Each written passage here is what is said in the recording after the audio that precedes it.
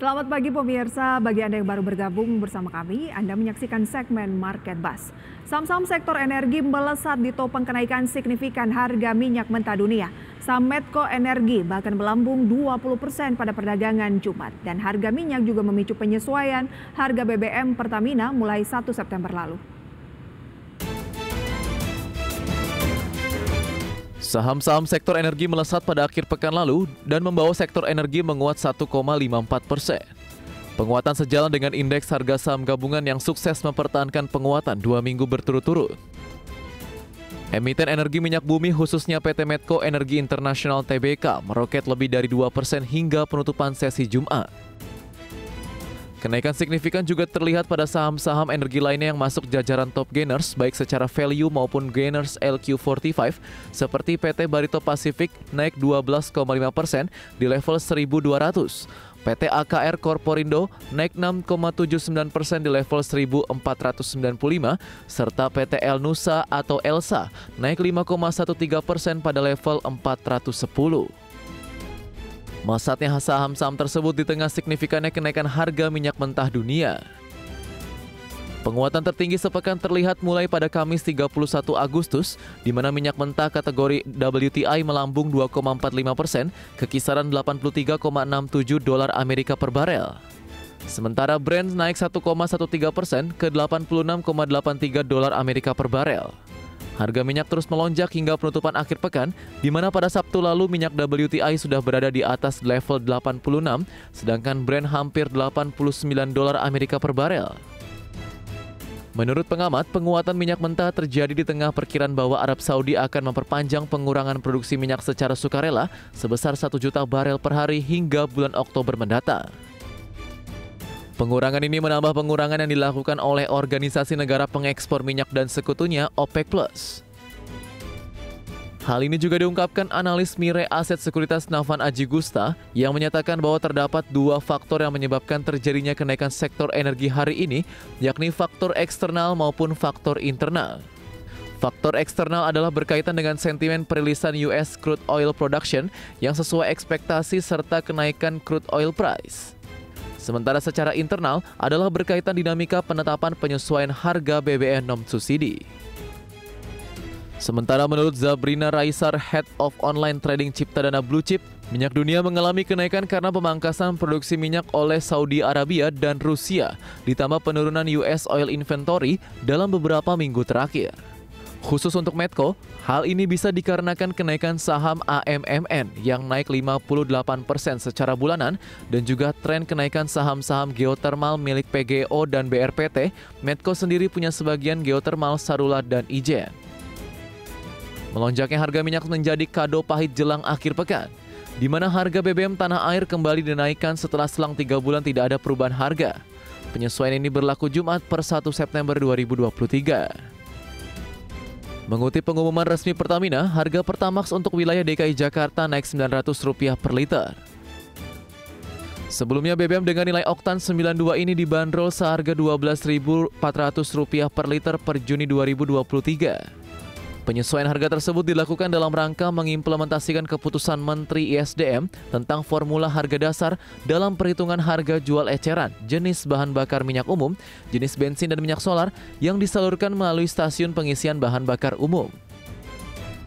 Kenaikan harga tidak hanya dilakukan terhadap Pertamax namun juga mencakup BBM non-subsidi lainnya seperti Pertamax Turbo, Dex Lite, dan Pertamina Dex. Pertamax Rp13.300 per liter dari sebelumnya Rp12.400 per liter. Pertamax Turbo Rp15.900 per liter, sebelumnya Rp14.400 per liter. Dex Lite Rp16.350 per liter, sebelumnya Rp13.950 per liter. Pertamina Dex Rp16.900 per liter dari sebelumnya Rp14.350 per liter. Tak hanya Pertamina, sejumlah SPBU swasta juga menaikkan harga BBM per 1 September 2023 seperti Shell dan BP Vivo. Berbagai sumber IDX Channel.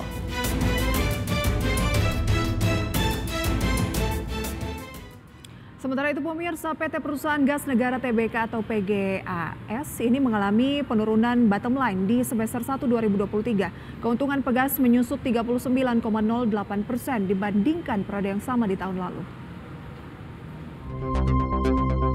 Dikutip dari laporan keuangan perseroan PT Perusahaan Gas Negara Tbk atau Pegas, mencatatkan laba bersih senilai 145,32 juta dolar Amerika, menyusut 39,08% dibandingkan periode yang sama tahun lalu di 238,56 juta dolar Amerika. Penurunan laba bersih ini terjadi ketika pendapatan Pegas masih mampu tumbuh.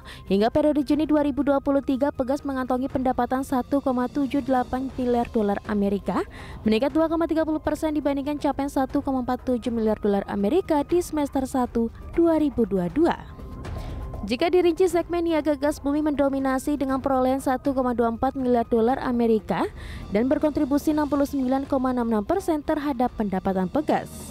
Sejalan dengan kenaikan penjualan, beban pokok pendapatan Pegas terdongkrak 7,63% year on year menjadi 1,41 miliar dolar Amerika.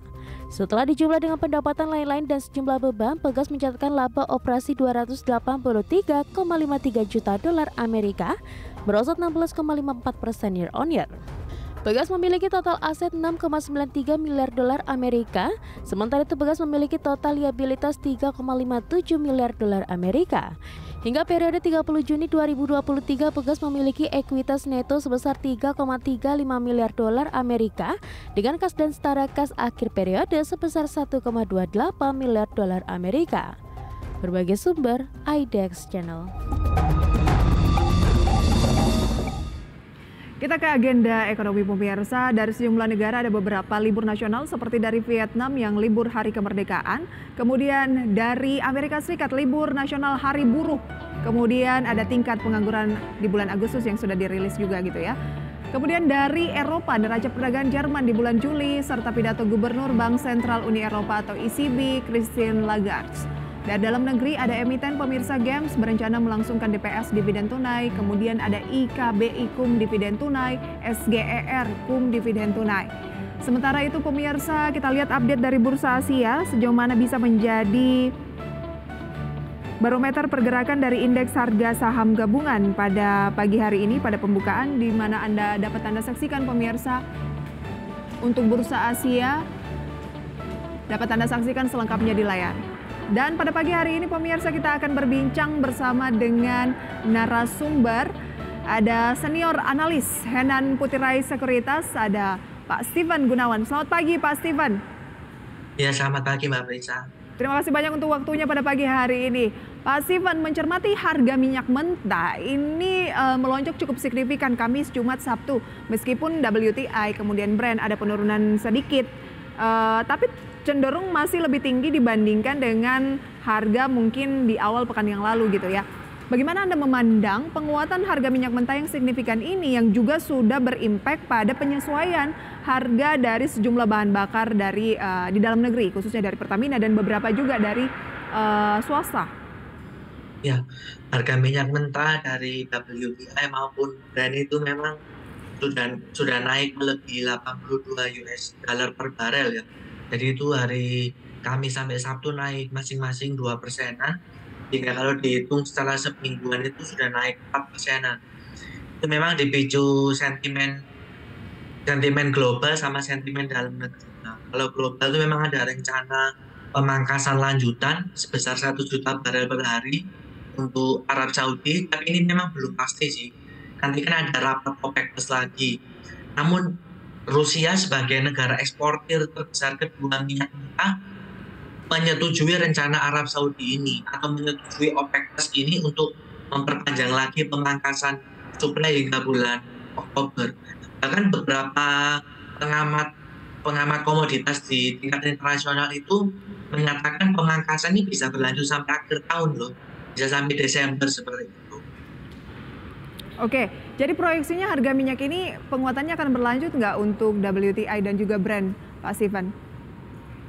Mungkin bisa berlanjut, tapi berlanjut terbatas ya, karena kenaikannya sudah cukup signifikan, sehingga mungkin ada beberapa negara yang mungkin bisa menambah suplai gitu untuk mengurangi harga minyak. Oh, oke. Ada kemungkinan ada sejumlah negara yang justru tidak senang dengan kenaikan harga minyak ini akan menambah suplai di pasaran sehingga membuat harga minyak kembali cenderung agak stabil gitu ya Pak Steven ya? Iya, iya benar sekali. Karena kita tahu harga minyak itu kan erat kaitannya dengan sentimen politik internasional juga seperti itu. Oke, oke. Lantas ini membuat harga sektor energi juga melambung pada hari Jumat di posisi kedua untuk energi, tapi saham-sahamnya cukup signifikan. Misalnya Medco naik 20%, kemudian ada BRPT, kemudian juga ada saham-saham lainnya seperti Elsa.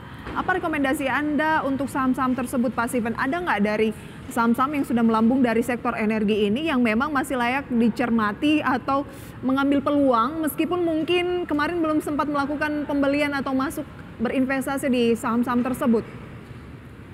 Mungkin lebih ke saham Medco-nya ya, jadi layak dicermati, kita rekomendasikan buy.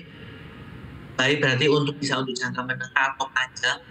Karena kita lihat kalau secara teknikal Medco ini mengalami kenaikan volume transaksi secara stabil, jadi terkonfirmasi untuk mengalami tren penguatan lebih lanjut.